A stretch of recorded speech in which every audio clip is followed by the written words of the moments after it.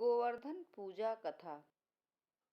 भगवान श्री कृष्ण बलराम जी के साथ वृंदावन में रहकर अनेकों प्रकार की लीलाएं कर रहे थे। उन्होंने एक दिन देखा कि वहां के सब गोप इंद्र यज्ञ की तैयारी कर रहे हैं। भगवान श्री कृष्ण सबके अंतर्यामी और सर्वज्ञ हैं, यह सब जानते थे।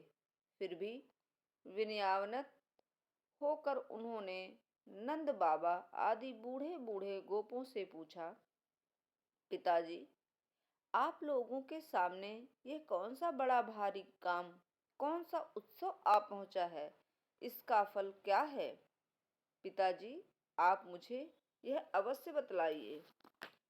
नंद बाबा ने कहा, बेटा, भगवान इंद्र वर्षा करने वाले मेघों के स्वामी हैं।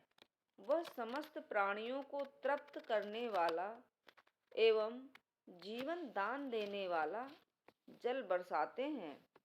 इस जल से ही पृथ्वी के गर्भ से सामग्रियां उत्पन्न होती हैं। गायों को हरा हरा चारा मिलता है तथा जीविकोपार्जन की समस्या का समाधान होता है। मनुष्यों को खेती आदि प्रयत्नों के फल देने वाले इंद्र ही हैं। विभिन्न प्रकार की सामग्रियों से उनका यज्ञ कर हम इंद्र देवता को प्रसन्न करते हैं। ब्रह्मा, शंकर आदि पर भी शासन करने वाले केशव भगवान ने नंद बाबा और दूसरे ब्रजवासियों की बात सुनकर इंद्र को क्रोध दिलाने के लिए अपने पिता नंद बाबा से कहा, कार्य ही पूजा है। मनुष्य को चाहिए कि पूर्व संस्कारों के अनुसार अपने वर्ण तथा आश्रम के अनुकूल धर्मों का पालन करते हुए कर्म का ही आदर करे, जिसके द्वारा मनुष्य की जीविका सुगमता से चलती है। वही इसका इष्ट देव होता है। इसीलिए पिताजी, हमें गौओं, ब्राह्मणों और गिरिराज का पूजन करना चाहिए। इंद्र यज्ञ के लिए जो सामग्रियां इकट्ठा की गई हैं, उन्हीं से इस यज्ञ का अनुष्ठान होने दें। अनेक प्रकार के पकवान, खीर, हलवा, पुआ, पूरी, जलेबी, कलाकंद, बालूशाही, भुजिया, समोसा आदि लेकर मूंग की दाल तक बनाए जाएं। व्रज का सारा दूध एकत्र कर लिया। वेद पाठी ब्राह्मणों के द्वारा भली भांति हवन करवाया जाए तथा उन्हें अनेक प्रकार के अन्न, गौवें और दक्षिणाएं दी जाएं। गायों को चारा दिया जाए और फिर गिरिराज को भोग लगाया जाए।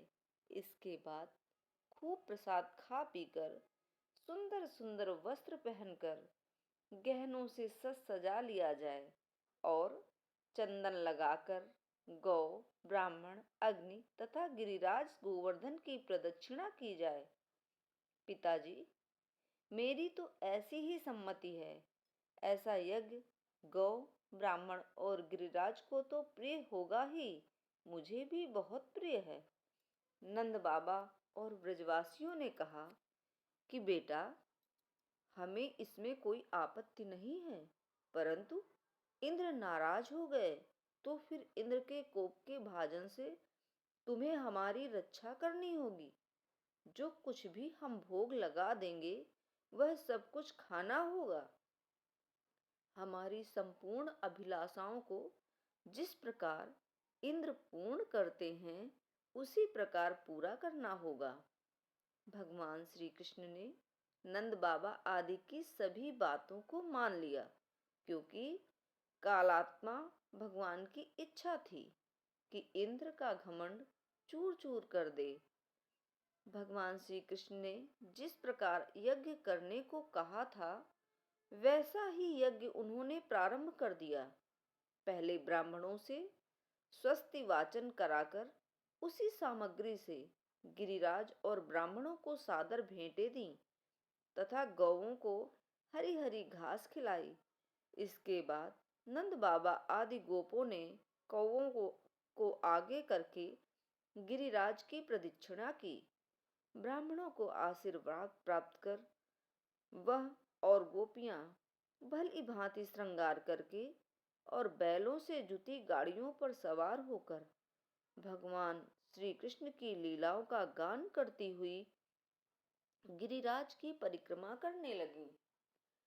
भगवान श्री कृष्ण गोपों को विश्वास दिलाने के लिए गिरिराज के ऊपर एक दूसरा विशाल शरीर धारण करके प्रकट हो गए तथा मैं गिरिराज हूँ इस प्रकार कहते हुए सारी सामग्री आरोगने लगे। एक रूप से पूजत है, एक रूप से रहे पुजाए, सहस भुजा फैलाए के मांग मांग के खाए। सभी जन गिरिराज बाबा का आशीर्वाद प्राप्त कर प्रसन्नचित्त हो रहे थे। उसी समय देवर्षि नारद इंद्र महोत्सव देखने की इच्छा से व्रज में आ गए। पूछने पर व्रजवासियों ने बताया कि श्री कृष्ण की आज्ञा से इस वर्ष इंद्र महोत्सव समाप्त कर दिया गया।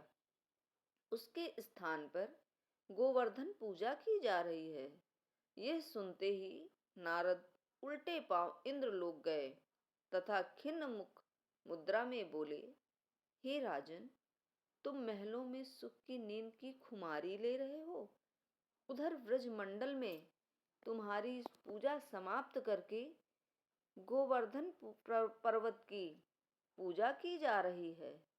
इसमें इंद्र ने अपनी मान हानि समझकर मेघों को आज्ञा दी कि वे ब्रज में जाकर प्रलयकारी मूसलाधार वर्षा से पूरा गांव तहस नहस कर दें। पर्वताकार प्रलयकाली बादल ब्रज की ओर उमड़ पड़े। भयानक वर्षा देखकर ब्रजमंडल घबरा गया। सभी व्रजवासी श्री कृष्ण के शरण में जाकर बोले, भगवान, इंद्र हमारी नगरी को डुबाना चाहता है, अब क्या किया जाए?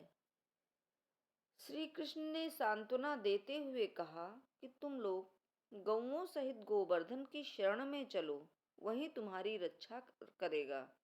इस तरह से समस्त ग्वाल बाल गोवर्धन की तराई में पहुंच गए। श्री कृष्ण ने गोवर्धन को कनिष्ठा उंगली पर उठा लिया और 7 दिन तक गोप गोपिकाओं ने उसी की छाया में सुखपूर्वक निवास किया। भगवान की कृपा से उनको एक छींटा भी न लगा। इससे इंद्र को महान आश्चर्य हुआ। तब भगवान की महिमा को समझकर तथा अपना गर्व नष्ट जानकर वह स्वयं ब्रज गया और भगवान कृष्ण के चरणों में गिरकर अपनी मूर्खता पर महान पश्चाताप किया। 7वें दिन भगवान ने गोवर्धन को नीचे रख दिया और इसी भांति प्रतिवर्ष गोवर्धन पूजा कर अन्नकूट उत्सव मनाने की आज्ञा दी। तभी से यह उत्सव अन्नकूट के नाम से मनाया जाने लगा। जय श्री कृष्ण।